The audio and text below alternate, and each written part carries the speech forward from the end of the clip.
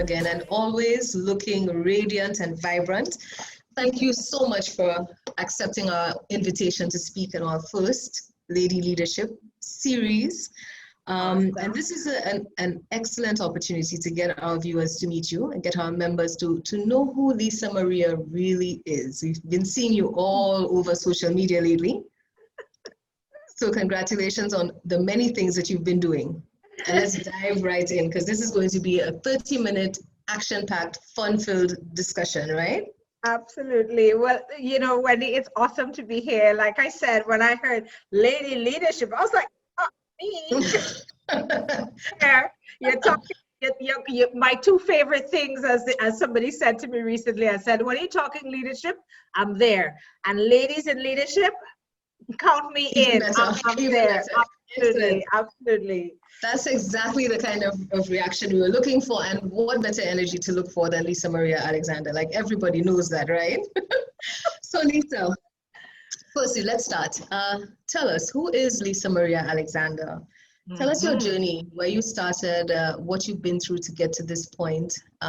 Give us a little insight. You know, when people ask you who you are, some people start with what they do and how, you know, whose wife they are. Let me tell you who I am, right? Lisa Maria is someone who is very passionate about life, very faith-centered. Lisa Maria is a friend to many, right? But I have very close friends. She is a sister. She is a sister to a large family. She has favorite niece status among her aunts. Nice. Mother side. I'm calling it. Okay. Favorite auntie status. My siblings don't try to contest. They're like, take away the Auntie Lisa, right? So that's on the family side. And, you know, I think it's one of these things that I'll debate about how I see myself. And I know that I am extroverted, but I don't identify as an extrovert. Okay. Because there is a part of me that is very much centered around, believe it or not, quiet. And my friends say that I perpetrate one of the biggest frauds known to mankind. Everybody thinks that I'm super excited about life, which I am, but I have a very quiet side, and I really enjoy my quiet moments. And, you know, that sort of reflection of who I am as a person sort of traversed my career as well. So I'll just tell you how, if I can go right into it. Absolutely. I started a career early on. My first degree is in industrial management, and I have a master's in management studies, specializing in marketing. And I started off, believe it or not, in banking, but on the other side. I was actually my first job, and you didn't ask me, my first job was in the bank and a teller, and I was so sure that career, I was like, not for me, thank you. This was good. I went off to study industrial management, and I actually worked in manufacturing for a few years, and then I went actually into the tourism industry, which I really, really enjoyed. I lived in Tobago, I've lived in Jamaica, I've lived in Barbados, so I call myself a Caribbean woman as well. There you go. Absolutely, I identify as a Caribbean woman. And after a couple of years, you know, and I tell persons, and, you know, in my mentees, I say that, you know, when you've graduated, you're looking for work. You want work. So you're not so much into choosing what career you want to be in. But along the way, after, you know, the opportunity to try a few things, you kind of get to decide what you enjoy. And I found myself, one of the areas that I found myself in after tourism was quality management. And that's relevant because of that sort of orientation, it has, you know, and the analytics that is required, it's actually really, really helped me in my career going further. And after I was at the Bureau of Standards as a quality auditor, actually, for service industries. So imagine looking at service on the outside. And, you know, one of the great things about being an auditor is that you really are looking to see how processes line up for efficiency and how things work and whatnot. And so that coupling of quality management with a service orientation really propelled me into my sort of next phase, which is when, as part of the quality management, I showed a natural, I suppose, tendency for communication, marketing. I wanted to make life easier for clients. So the quality standards were some really onerous things at the time. And I actually designed a booklet called ISO 9000 Made Easy. And it was with graphics and all the things that would make you want to read it, because other than that, it's reading a standard, right? Right. And based on that, when the opportunity came up in marketing, that's how I first ended up in marketing, and that was maybe at the end of, just coming to the end of the first 5 years post-graduation. So I jumped into marketing, and one might say I haven't looked back, but I did, for a few years, I was in marketing. I went back into tourism, and then I went into marketing in financial services, insurance, one of the large insurers. And again, the role I had, I really was on the, I had a lot of exposure to clients and what they needed. And therefore, even though I was talking to persons in terms of what their needs were, I was coupling that as well with selling them things. So it's almost like understanding your client and being on the other side of marketing. Exactly. And the good news about it is that propelled me into my real financial career, when I was actually given the opportunity to lead a financial firm, because I literally went for an interview. They said, Lisa Maria, and my favorite words of life were, "We're so smitten with you. Tell us how we can make this happen." Those were the exact words of my hiring boss. They're like, "Lisa Maria, lovely, I'm smitten with you." Oh, so wow. That's kind of how I ended up leading financial services and where I am today.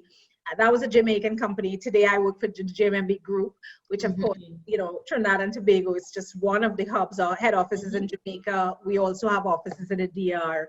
And I, up to recently, was the chief marketing officer. And as of the last 2 months, I am also holding down the portfolio of chief retail banking officer as well. So I have a double hat role. So it's, I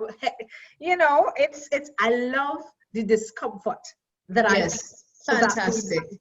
I'm great. Lovely. That all sounds so very fantastic. I mean, Lisa, the pace of movement clearly has not been a brief one, or, it has clearly been a very brisk walk through your career. And congratulations. I can see the natural progression in terms of the personality that we see and what you keep for yourself. Because I think that in speaking to you, I mean, I was smitten with you before I met you when we first spoke, and I tried to engage you for our speaking event at another association that we support, the CACM.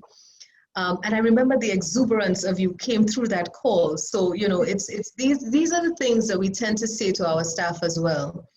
That when you pick up the phone, the person who you're speaking with should feel your passion for the engagement that's going to unfold.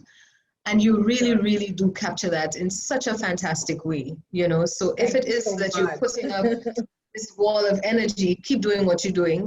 Fake it till you make it. I think I heard that on the news this morning with, you're doing a great job. Thank you. So I really want to come back to your quiet side, but let's keep going and we'll see whether or not we can tap into that a little bit, because I too am a firm believer that you give what you need to, but you must keep something for yourself. And I always speak to the sanctuary, right? Yes. And I think, and it's biblical. You really have to give from your overflow. Yes. And the reason I am able to give is because I am full. Yes, right? If I was empty, there's nothing to give. Exactly. So you have to give from your overflow. That is fantastic. And that pertains to mentorship as well, which is why whenever anybody calls me to share, I'm like, me, absolutely. I'm there. Love it. that's how you give from your overflow. If you always Fantastic. like, I don't have time, I'm too busy. Yes. I mean, Yeah. everybody knows it's not that I'm not busy, clearly. But Clearly. it's because I really believe in, and it speaks to kind of what I believe as a sort of guiding principle and what has really been successful for me. It really is about people matter. And, you know, we're all different. And one of the areas, and I think this is a new area since we met. So since we met, is it a year and a half ago? One of the areas I was just finishing up, just about, and it feels like forever, but it's just about a year and a half ago. One of the areas I was really passionate about is using, so mentorship, of course, you know, sharing what you learn, telling people how to get there, you know, using your examples. But one of the areas that I have found really, really interesting, and it meshes very well, is coaching, which is the difference between a coach and a mentor. Is there's a little bit of a nuance, is that the coach really pulls it out from you. Yes. So as opposed to me telling you my story and this worked for me, right. It's like pulling it out from you. Mm-hmm. And what I have found really, really helpful is that whole aspect of, and helpful for me and therefore helpful for others that I share with, is that whole aspect of self-discovery. Yes, yes. You know, who are you? Yes, who are you? Yes. Who are you showing up as? What are your areas of gift? What are the areas of passion? What can you, as you say, share from? When you get that, that's, I mean, we can shut down this interview right here. I'll tell you, that's the secret. Yes. Know who you are. Who are you? What are you bringing to the world? Right. And quite often it's amazing, actually, that, you know, we can get to like really get to be, you know, adults and grown people, still not have a sense, yeah, and still not have that clarity around who you are, what you're bringing, what's that consistency. Everybody, as you said, you know, Lisa Maria, they hear my name and they're like, oh yeah, we want energy, we know what we're getting, right? Definitely. And it's not put on, because that is who I am. That's who I am as a general. Like I said, I still have the quiet side. I'm definitely not denying that. But in terms of the level of energy that I embrace things with, and it's because I know who I am. So now if you call me and say, Lisa Maria, I need you to sing for a concert this weekend, I'll be like, girl, get somebody else. That's not in my area of gifting. I do funerals, but not in my area of. Yeah. And so it's so important when you know your area. It's almost, I mean, I'm all for stretching and being uncomfortable, but you got to know your areas of gift, and therefore, you know, those are the areas you can bless people with, as opposed to trying to struggle to be somebody else. That's a whole lot of work. Exactly. You know, who has energy? Fantastic. Those are quite a number of little nuggets. And I think, you know, as I listen to you speak, Lisa Maria, there are so many things that people will walk away with from this discussion today, and so many things that we're going through as we discuss. It's fantastic getting to know people. In terms of, you know, getting to know who you are and understanding your boundaries, your limits. It's also important, and you said it, to stretch beyond. So you said about singing at funerals. I love to sing.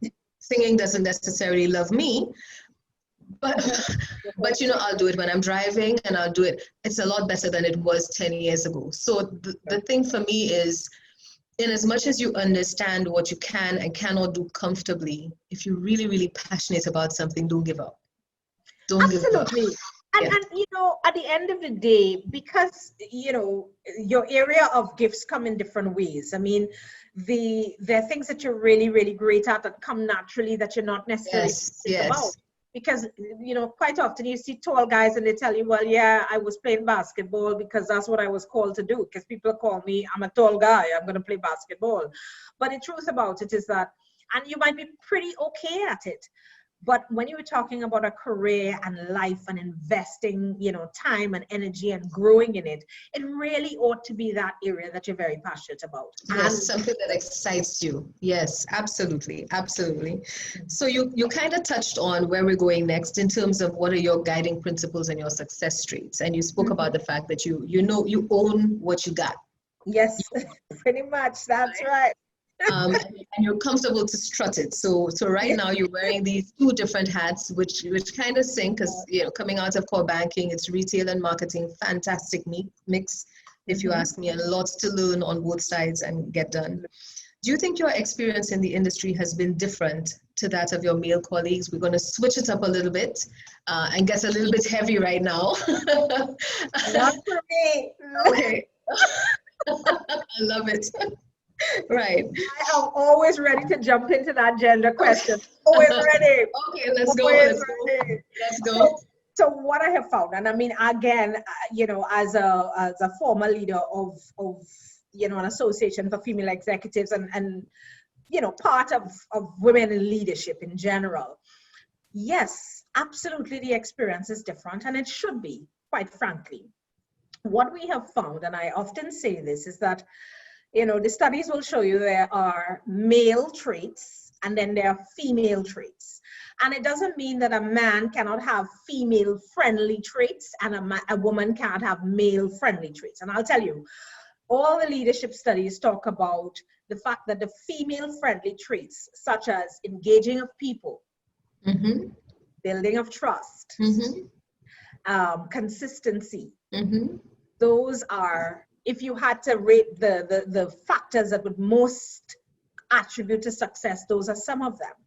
However, there are some traits that men have that we can emulate and can, or in fact, men are driven by performance, right? And in a financial sector, well, I'm now on the revenue side, and I am enjoying it, because the truth about it is that it's a challenge. I mean, engagement comes totally naturally to me. I need now to make financial performance and revenues. Now, I was always part of that, but driving it now, it's a different when you're in the driver's seat. So it's like the tough conversations, like, how much did you sell today? What's your number? Give me a number. Right? So conversation that man can look forward to. Yes. But in terms of what is the distinction and how it would differ from my peers, is that, and this is I would say consistent for women all around, is that I am going to have to bring both sides. I don't have the luxury of just focusing on the numbers. Anyone. That's right. That's right. Yeah. I have to focus on the numbers. I have to focus on the people. I have to focus on the clients, and I have to support the processes that yes, support their success. Yeah. Correct. Yeah. Somehow, I think our male counterparts, I would dare say, are given an easier pass if they just focus on the numbers. And well, the people will let HR deal with the people. Let marketing deal with the customers. Yes. I'm dealing with the money. And I think if we have to be honest about it, that's a key distinction for what is asked of men and women in the industry. That is very interesting. That's a very interesting perspective, Lisa Maria. And I think that it's certainly one that a lot of lady leaders will be able to identify with. Owning the message and communicating the message, and the response that you get when you deliver the message is going to be very, very different in terms of the audience. So for example, your staff, how they will respond to you when you're driving may be very, very different to how they will respond to a male supervisor, manager who's driving the same message. And you know what? And I'm actually okay with that. I am quite comfortable with that. I often say, men and women are different. We're born that way. I think we're women, actually, quite frankly, if I have to say, I'm biased. I'm a woman and I'm biased. And my bias is that whilst we as women can, in fact, bring those two sides together reasonably well, we actually have the advantage, because we have all those other sides, and adding it to revenue is not that hard for us. Yes. Whereas it's way harder to learn engagement and to learn people, because that's that's where you don't have it. Whereas, I could learn credit risk management, I could learn numbers, all of those things are easier learned skills. So the difference between, I would say, let's call it nature versus nurture. There's some learned skills. And we can deal with those. Right. But the ones that come naturally are the ones we have in abundance. So if you ask me, I would say we're ahead of the curve. That would be my version. Fantastic, fantastic, Lisa. And absolutely, I think there are certain innate attributes that women will bring to the table. I don't think, however, that it is a situation where the playing field cannot accommodate both. You know, so I hear all of those discussions going on, and I think there's a place for everyone at the table. Absolutely, absolutely. Yeah. And like I said, I love men, and I absolutely appreciate what they bring. And even in this new role that I've held, I have to say, and I mean, I'm sure some of them may be seeing this at some point, and I really I absolutely credit some of my male peers, because they have helped to toughen me up in an area that I would have not had to naturally be. Yeah. And you know, whether it is by their push or their pull. Yes. So their push in terms of, listen, Maria, you need to have this.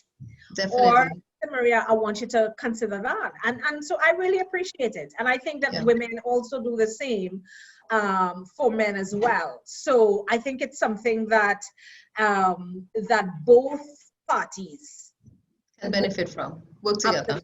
Definitely, definitely. So as a female leader, what are you most proud about? And conversely, what has been the most significant barrier in your career? So pride is easy. It is the coaching and the mentorship that I do. Recently, it's again, it feels like a long time ago, but recently, as in the last year, financial year, I had one of my colleagues, and I mean, she and I had worked together a long time ago, and she had gone up for a position, she didn't get it. I gave her the feedback because I was on the panel, and then I said, hey, you know, I'm doing this coaching thing. Come, you know, be a coachee. I said, take it while it's still free. And after 6 months, she wrote me and she said, you know, Lisa Maria, I just want to thank you because I'm ahead of target by 6 months. Wow. And, you know, you know, what I've been able to bring to my team, I know that I could not bring it had I not had the sessions with you. And I really appreciated that. By the way, that person is now on my team because now I'm on the revenue side. So now I'm a boss, right? Fantastic. I'm now a boss, right? Yeah. But I really appreciated that. I don't know, it's a pride thing, not so much even a pride thing. I just really saw the growth, and so that really gets me going. I see people grow. Yes. In terms of barriers, I would say I genuinely have been blessed in my career. I think one of the things I learned early on was about how to, you know, I don't want to use, it's not about communication. I got fired, and I like to tell this story. I got fired early on, 21. And I was asked to do something, and it was contrary to the company policy. And I said, okay, sure. And then I did it. I didn't do it in a time frame. I was doing the checks and balances to make sure it was okay to do. And the managing director came and said, well, I told you to do it. Why didn't you do it? I said, well, you know, we normally do a testing process, whatever. So I was a little unhappy that I was being reprimanded for doing the right thing. And we had a company event that evening, and I decided I was not going. And not only was I not going, I told them that I was not coming because I was 21, right? So I was like, your oyster, right? The world is your oyster. All the righteous indignation I could muster. That's right. I mean, like, I didn't appreciate how this handled. So I won't be coming to your event. And of course, I was called and fired the next day and told that I was not a team player. Wow. And you know, I went to see a lawyer. Excuse you. I went to see a lawyer who laughed, took my money and laughed and said, Lisa Maria, you have about 40 years of career left. You could sue them. Maybe. Yes.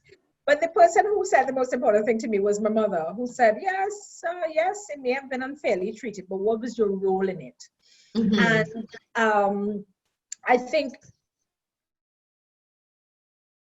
Yes. I would say, you know, I have been, you know, had ups and downs, but any barriers that I have really experienced, it would have been, I would put them back on me in terms of there are things I could have handled differently in that instance. I could have been upset or whatever. I didn't have to spew on my righteous indignation. And in many instances, and I've learned from that, such that, you know, take responsibility for the good, the bad, the ugly. I think that's a very important learning that I would have gotten. And be prepared to just kind of own, like we talked about at the beginning, just kind of own who you are, which I am. Barriers are a little hard. I would say, yes, I've definitely had some ups and downs, but I make sure I take the learning quickly. Fantastic. And onto my next. Fantastic. Because now you're talking about growth, right? Like, you know, things happen in life, personal, career, things will happen. You know, there's always going to be a curveball. How we progress through it and how we come out of it is all on us, right? So that is such a fantastic learning. I mean, you've said coaching and mentoring twice. I'm taking notes here. So I know that's something that's very deeply ingrained in you and something that you believe in, as do I. And then there are the nuggets about learning and taking responsibility and ownership. So things go wrong, but you do have a part to play in it. So your mom was, you know, spot on. on point. So tell me a little bit about your work-life balance, because we hear this terminology a lot. We hear it was a buzzword at some point, you know, it's all about work-life balance. What does that mean for you? For me, it's the capacity, is building capacity to do more, quite frankly. And that's why I talked about the quiet time. So I have two areas, you know, I looked at that and I said, you know, what really does it for me? One, I would attribute it to God, spirituality, your centering, what's actually happening at the core. Yeah, you know, who are you inside? Who are you when nobody is looking? That for me it's critical. And doing that level of retrospection, introspection, and just acknowledging that, listen, my prayer is, Lord, you know I ain't able with this, so tell me. You know, and you know, I'm like, you did say when I was weak, he was going to be strong, so I'm holding out. Tell me. That is my genuine prayer. That's my prayer. That's my morning prayer. You know, you said you would do it for me. Just tell me where you need me to stand up today. Yes. So that is one aspect of it. And then there's the physicality and the sociology of it. Or so for me, of course, I exercise. That's critical. And you know, trust me, kicking and screaming. Exercise is one of those loves of my life. I'm not one of them. But I certainly believe in my health. I want to look good. I want to feel good.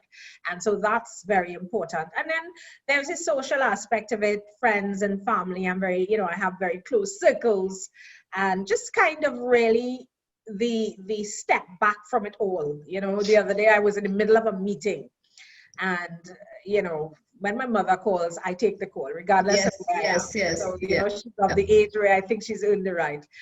And so I took the call, and she was telling me something about a pink bed sheet that she didn't think matched with something. And I was like, yes.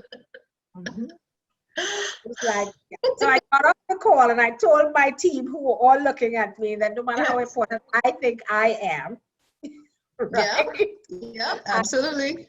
Sister, daughter, auntie, friend, and therefore, you know, those are the things that matter and that keep me centered and balanced. Yeah, absolutely.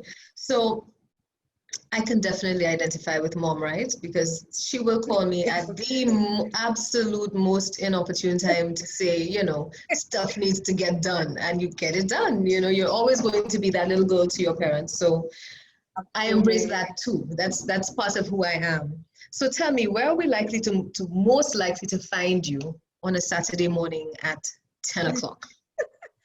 I love coffee. There's going to be coffee involved. There's coffee involved. But do you know that is my catch up time? So Saturday morning at 10 after breakfast, I'm sitting out. I am, you know, catching up social, reading. Or catching up with friends and family who I haven't caught up with for the week. So that's Saturday morning. In fact, that's Saturday. Yeah, most of Saturday morning is catch up. You get up and then you catch up. So that's I would call that catch up time. And for me, that's, you know, getting everything done that I wasn't able to do in the week and getting set for the week to come, right? So that's a very important day. I'm not so well organized. I'm just catching up, catching breath and catching up. Well, you know, mom of 3, so I have to do a little bit more legwork. Right? More, absolutely, absolutely. Tell me, Lisa Maria, COVID-19, the much dreaded conversation, right? How has COVID-19 impacted you as a person, or has it had any sort of impact on you whatsoever? Well, I think anyone who has not impacted is not yet born. And even then, so for me, the impact is, as a leader, is actually, it really required that I took a moment to kind of, on a number of fronts, to decide who I was, who I wanted to be, who did I need to be now. From a career perspective, I would have done another interview that said, fire yourself. And the first thing I did was kind of really determine, look around my organization and figure out, well, what is it we need right now? Where, you know, at the time as a chief marketing officer, what was the support the organization needed? Nobody wants advertising and platitudes. They want real connections. And it allowed us to, from a marketing's perspective, it allowed us to just connect with clients, stay relevant to them. You know, I didn't go about telling people to wash their hands and put on their masks. That was for others. Right. But in terms of, as a CMO in the financial sector, it's like, okay, financial education. Oh my God, that emergency fund. What am I doing? Right. What do I need to prepare for? So that's what COVID did.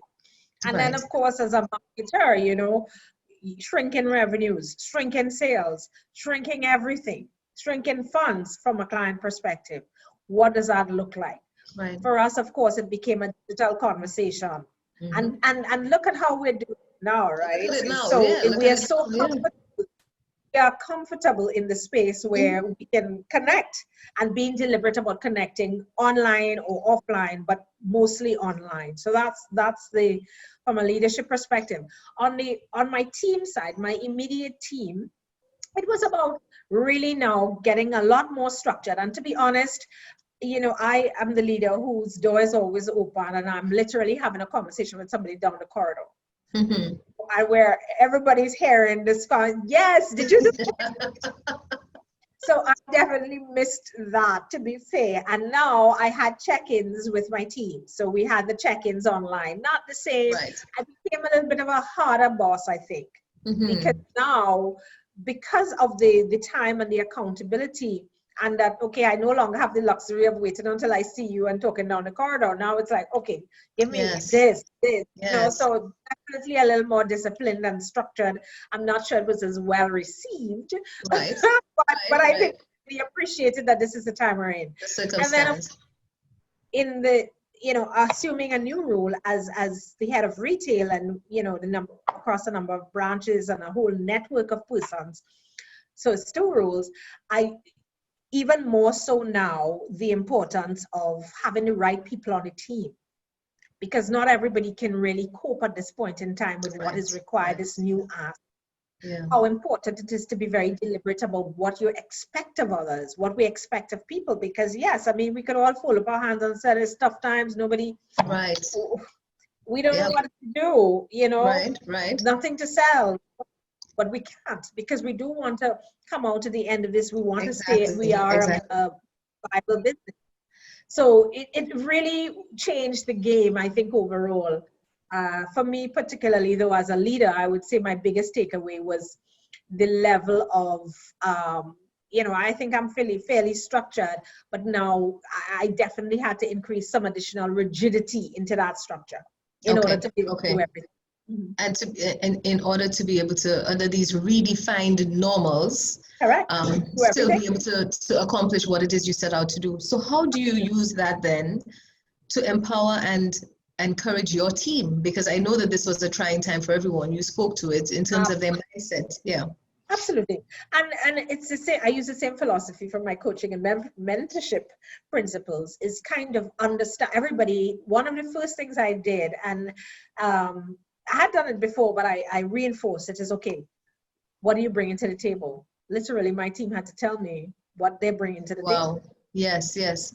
What Yeah. what are you bringing right now? And we spent a lot of time talking about, okay, how was it impacting them? Who, just giving people an opportunity to speak to where they were at, and understanding where people are at, and then understanding the mammoth task before us. What am I bringing to the table? Yes. And what you bring to the table is not so much what you bring to the table for Lisa Maria. It's what are you bring to the table based on what you have to offer and what you can offer. And people have to make tough decisions, because some people, not on my team, fortunately, but I think overall people will exit the workforce because they're just not able to bring that at this time. That's just not where they're at. Yeah. And we have to be real about it. And it's part of the self-discovery and understanding your strengths and understanding your weaknesses. That's very, very important for how a team gets empowered, because they know who they are, they know what's needed, and they understand now what they are bringing to the table. Absolutely, absolutely. So Lisa Maria, we're beginning to get to that wrap-up stage, my dreaded wrap-up stage, because this has been really awesome. We could continue, right? We could just keep going on and on. I know. So tell me, who inspires you and why? Why does this person stand out for you? This is where I tell you that God is Jesus Christ, and I'll call his name, he's worthy of it, is my leader of choice.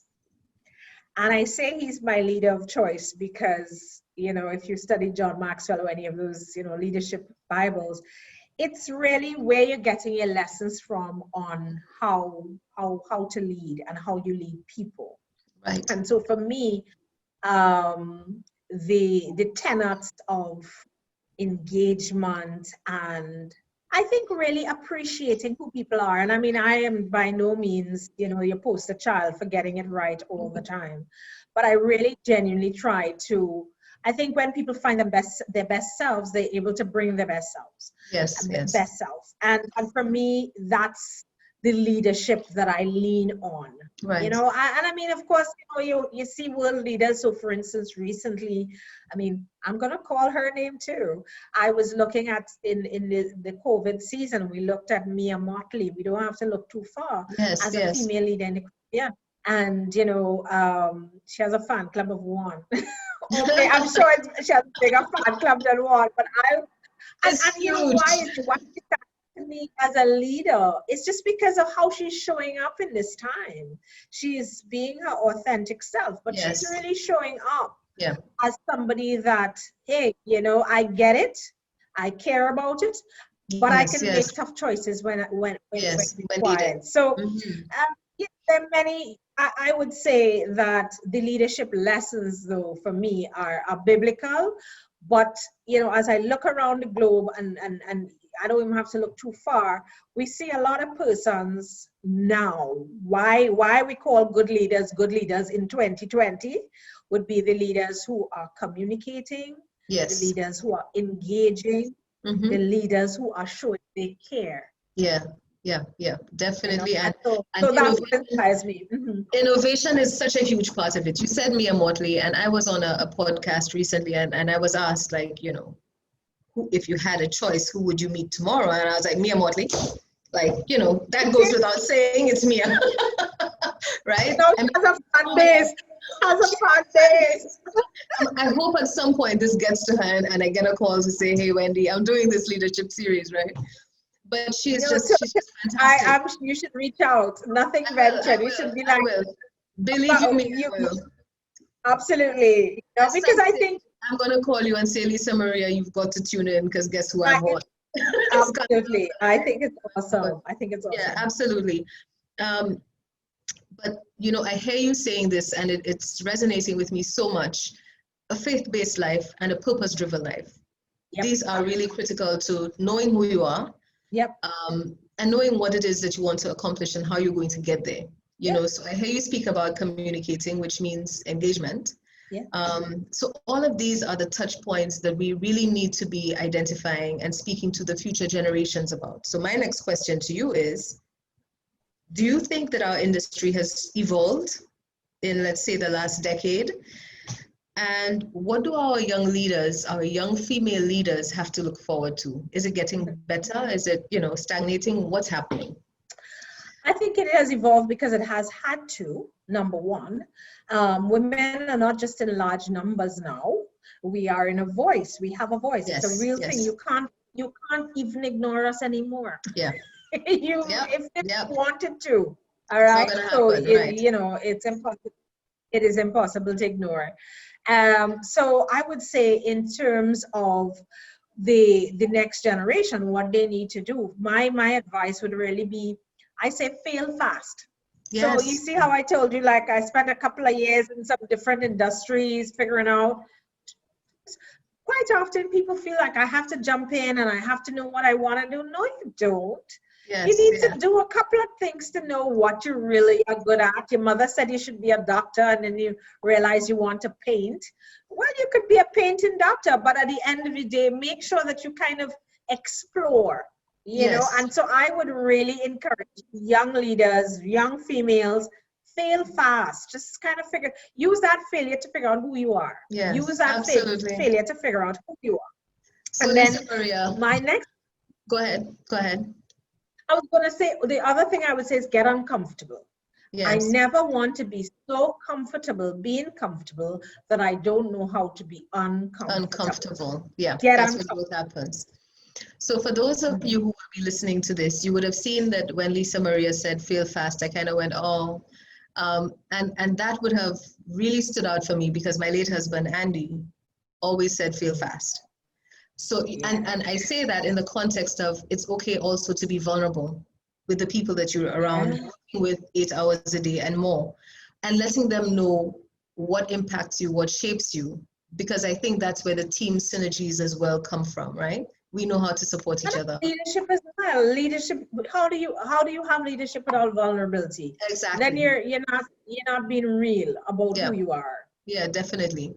I say to my teams in the past, guys, one person allowed to have a bad day on this team. That's it. But when you come in with having one of those moments, everybody else here needs to know, so that we're extra sugar for the customer.